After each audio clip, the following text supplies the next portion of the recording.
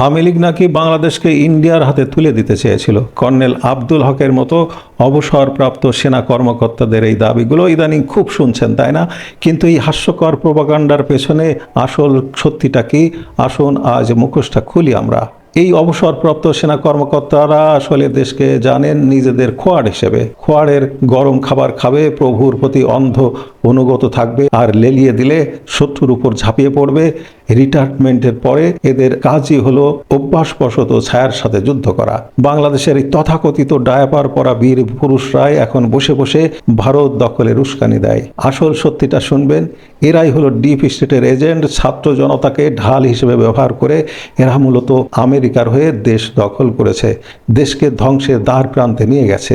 আর এখন দেশ উদ্ধার করতে, শেখ হাসিনাকে দেশে ফিরিয়ে আনতে যখন জনগণের শক্তি ঐক্যবদ্ধ হচ্ছে, ঠিক তখনই এই ডায়াপার ব্যাটালিয়ন প্রভাকাণ্ডা ছড়াচ্ছে।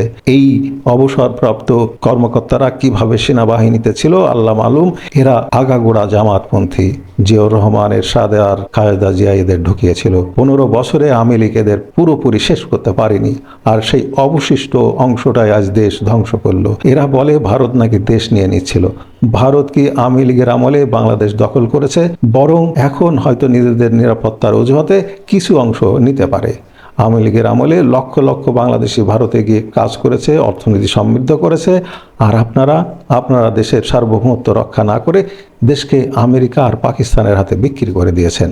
ভারতকে দেশ দিয়ে দেওয়ার যে ভুয়া গল্প এরা ফাঁদে, তার বদলে শেখ হাসিনা দেশের জন্য কি এনেছে জানুন, শুনুন পরিসংখ্যান। কোনো যুদ্ধ ছাড়াই সম্পূর্ণ আইনি লড়াইয়ের মাধ্যমে মিয়ানমার ও ভারতের কাছ থেকে 1,18,813 বর্গ কিলোমিটারেরও বেশি বিশাল সমুদ্র সীমা জয় করেছেন শেখ হাসিনা।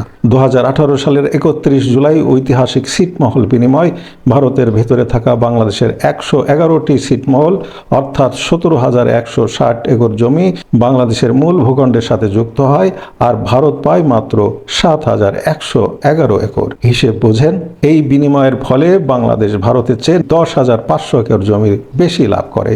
68 বছর ধরে অবরুদ্ধ থাকা প্রায় 50,000 মানুষ তাদের প্রকৃত নাগরিকত্ব, মৌলিক অধিকার ফিরে পায়। বাংলাদেশের জন্য এই বিশাল বিজয়গুলো কে এনেছেন? শেখ হাসিনা।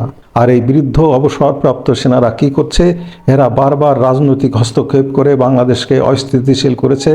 এরাই দেশের মহানায়ককে হত্যা করেছে, আর আজও সেই একই মিথ্যাচার করে যাচ্ছে নিজেদের স্বার্থে। এদেরকে চিনুন, এদের মিথ্যাচার আর প্রোপাগান্ডাগুলোকে রুখে দিন। দেশের সার্বভৌমত্ব বাঁচাতে, সত্যের পক্ষে দাঁড়াতে ভিডিওটি শেয়ার করুন। সত্য জানুন, দেশ বাঁচান, প্রোপাগান্ডা রুখে দিন।